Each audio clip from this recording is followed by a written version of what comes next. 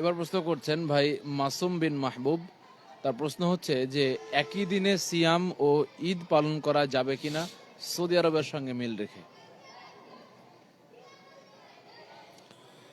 একই দিনে সিয়াম ঈদ পালনের ধারণাটা এটা হচ্ছে ভুল। কারণ হচ্ছে আমরা যদি একই দিনে সিয়াম ঈদ পালন করতে চাই এবং সেক্ষেত্রে যদি সৌদি আরবকে মানদণ্ড করতে চাই, তাহলে সৌদি আরব হচ্ছে বলা যায় যে পৃথিবীর মিডল জায়গায়। এখন এই মধ্যবর্তী জায়গায় যখন সৌদি আরবে দিন থাকে, তখন দেখা যায় আমেরিকার আলাস্কা প্রদেশে তখন রাত থাকে। আবার আমেরিকার আলাস্কা প্রদেশে যখন চাঁদ দেখা যায় সন্ধ্যাবেলা, তখন কিন্তু দক্ষিণ কোরিয়াতে ধোয়ার দুপুর। আবার যখন আলাস্কা প্রদেশে চাঁদ দেখা যায়, তখন কিন্তু জাপানে তখন রাত। এভাবে করে দেখা যায় নিউজিল্যান্ডে তখন রাত। এভাবে দেখা যায় যে একই দিনে সারা বিশ্বে সিয়াম ও ঈদ পালন করার যে যুক্তি দেখানো হয়, এটা আদৌ ঠিক নয়। রাসূলুল্লাহ সাল্লাল্লাহু আলাইহি ওয়াসাল্লামের প্রখ্যাত সাহাবী আব্দুল্লাহ ইবনে আব্বাস রাদিয়াল্লাহু আনহুর কাছে যখন কুরাইব তিনি সিরিয়া থেকে সিয়াম পালন করে রমজানের শেষের দিকে যখন তিনি মদিনায় আগমন করলেন, তখন তিনি আব্দুল্লাহ ইবনে আব্বাস রাদিয়াল্লাহু আনহুকে বললেন যে আমরা তো শুক্রবারে চাঁদ দেখেছি, আর মুয়াবিয়া রাদিয়াল্লাহু আনহু আমাদেরকে এইভাবে নির্দেশ দিয়েছেন সিয়াম অব্যাহত রাখতে। আব্দুল্লাহ ইবনে আব্বাস রাদিয়াল্লাহু আনহু বললেন যে সিরিয়ার চাঁদ দেখা তোমাদেরটা তোমাদের জন্য, আর মদিনার চাঁদ দেখা আমাদেরটা আমাদের জন্য। দেখুন, মদিনা থেকে সিরিয়ার দূরত্ব হচ্ছে 700 কিলোমিটার, আর সময়ের পার্থক্য হচ্ছে 14 মিনিট 30 সেকেন্ড।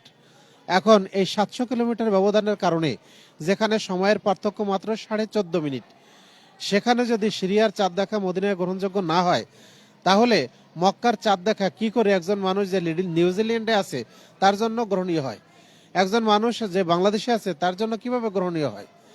সুতরাং একই দিনে সিয়াম ও ঈদ পালনের এই ধারণাটা সম্পূর্ণ ভুল।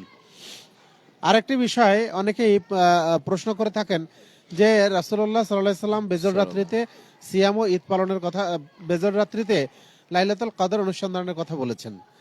তাহলে লাইলাতুল কদর অনুসন্ধান করতে গিয়ে দেখা যাবে বাংলাদেশে যখন বেজর রাত, সৌদি আরবে তখন জোর রাত। বাংলাদেশে যখন বেজর রাত, তখন আমেরিকাতে সেখানে দেখা যাবে দিন। তাহলে এখন আমরা আল্লাহ রাব্বুল আলামিনকে তাহলে প্রতি রাত্রে মানে লাইলাতুল কদর কি প্রতি রাতে হয়? বিষয়টা আসলে এটা গায়েবী বিষয়। আমরা মুসলিম হিসাবে রাসূলুল্লাহ সাল্লাল্লাহু আলাইহি সাল্লাম আল্লাহ রাব্বুল আলামিন যে বিষয়গুলি আমাদেরকে জানাবেন, আমরা সেইগুলি আমান্না ওয়াসাল্লাম না, আমরা জানলাম, শুনলাম এবং মেনে নিলাম। এটাই হলো আমাদের কাজ। আমরা যে জিনিসটা জানবো, যেটা শুনবো কোরআন এবং সহিহ হাদিসের মাধ্যমে, সেটা আমরা মেনে নেব, তার অনুসরণ করবো, এটা আমাদের জন্য জরুরি। কিন্তু যে কোনো বিষয় নিয়ে আমরা যদি ব্যাখ্যা করতে যাই, তাহলে সেগুলি আমাদের জ্ঞানের পরিধিতে এগুলি কুলাবে না। এই জন্য ইমাম নববী রাহিমাহুল্লাহ তিনি বলছেন প্রত্যেক শহরের জন্য আলাদা আলাদাভাবে চাঁদ দেখাটা এটা গ্রহণযোগ্য।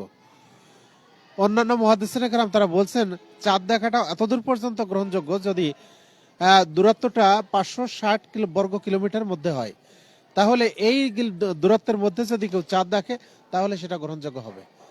অন্যদিকে রাসূলুল্লাহ সাল্লাল্লাহু আলাইহি ওয়াসাল্লাম বলছেন যে ঈদ উল ফিতর ওই দিন অনুষ্ঠিত হবে যেদিন মানুষ ঈদ উল ফিতর উদযাপন করে। তিনি আরেকটি হাদিসে বলেছেন যে ঈদ উল আজহা ওই দিন অনুষ্ঠিত হবে যেদিন সব মানুষ ঈদ উল আজহা উদযাপন করে। তাহলে আমাদের বাংলাদেশে কেউ ঈদ উল আজহা পালন করবে একদিনে আর কেউ আর একদিনে পালন করবে, এটা তো রাসূলের সুন্নত নয়। এখানে আরেকটা কথা বলা হয় যে সেটা হলো এই, মাত্র 3 ঘন্টা সময়ের ব্যবধানের কারণে আমাদের একদিন ডিফারেন্স হয়ে যাবে। তাহলে আমরা দেখি যে ওই যে আব্দুল্লাহ ইবনে আব্বাস রাদিয়াল্লাহু আনহু কুরাইবকে বললেন যে তুমি সিরিয়া থেকে চাঁদ দেখে আসছো, এটা তোমার জন্য, আমরা মদিনায় আছি, মদিনার চাঁদ দেখা আমাদের জন্য। 14.5 মিনিট সময়ের পার্থক্যের জন্য যদি সেখানে একদিন পার্থক্য হয়, তাহলে আমাদের এখান থেকে 3 ঘন্টা সময়ের পার্থক্য সৌদি আরবের, এখানে কেন পার্থক্য হবে না? আমরা সৌদি আরবের দিকে না যাই। যেমন ধরুন একটা ছেলে, সে 2টা ছেলে জন্মগ্রহণ করলো। একটা হচ্ছে আমরা যেমন ইংরেজি মাসের হিসাব করি, তাহলে একটা ছেলে জন্মগ্রহণ করেছে 11টা 59 মিনিটে রাত 11টা 59 মিনিটে, আর একটা ছেলে জন্মগ্রহণ করেছে 12টা 1 মিনিটে। তাহলে এই 2 ছেলের আকিকা কি একদিনে হবে? আপনারাই বিবেচনা করেন, এই দুইটা ছেলের আকিকা কি একদিনে হবে?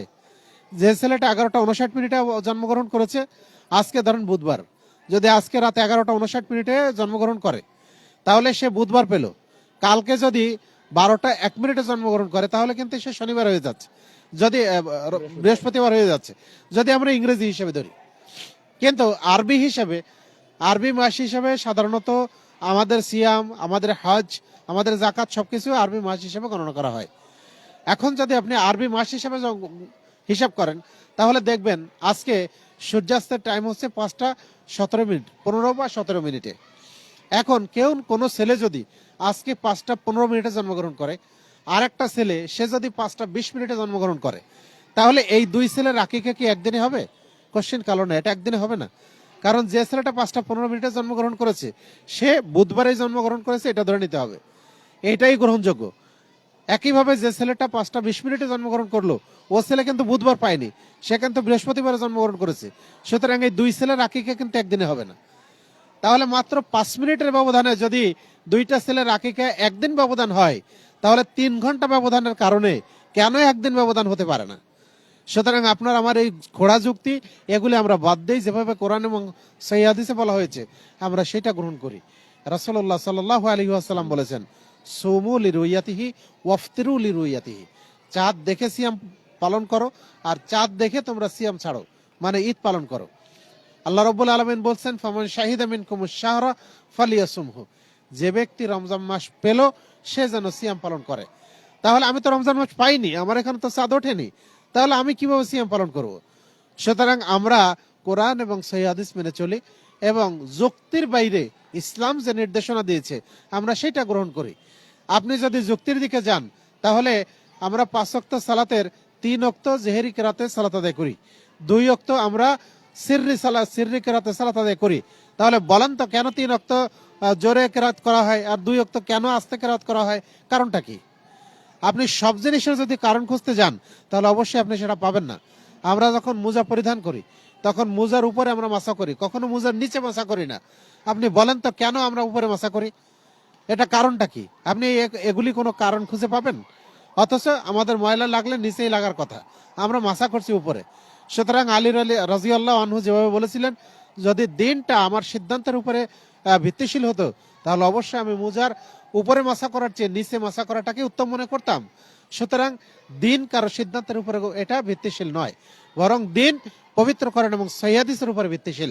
আমরা সেটাই মানবো, আমরা সেটাই দেখব। সাহাবায়ে কেরামের আমল দেখব, আমরা তাবেঈনের আমল দেখব, আমরা তাবেঈনের আমল দেখব যে তাদের মধ্যে এরকম কোন স্পষ্ট দলিল আছে কিনা। যদি এরকম দলিল থাকে যে হ্যাঁ তারা সৌদি আরবকে ভিত্তি করে তারা এইভাবে সিয়াম পালন করছেন, তাহলে আমরাও করব। যদি এরকম কোনো ঘটনা পাওয়া না যায় তাহলে আপনি আমি এখন এসে বেশি বোঝার দরকার নাই। আমরা যেভাবে সাহাবায়ে কেরাম আমল করেছেন আমরা ওইভাবে আমল করি, ইনশাআল্লাহ আমরা হকের পথে থাকতে পারবো, আমরা জান্নাতে যাবো ইনশাআল্লাহ। আল্লাহ আমাদেরকে তৌফিক দান করুন, আল্লাহ আমাদের সঠিক বুঝ দান করুন। আল্লাহুম্মা আমিন। আল্লাহুম্মা আমিন। প্রিয় দর্শক, আমরা জিনিসগুলোকে সহজ করব এবং কঠিন করার চেষ্টা করব না।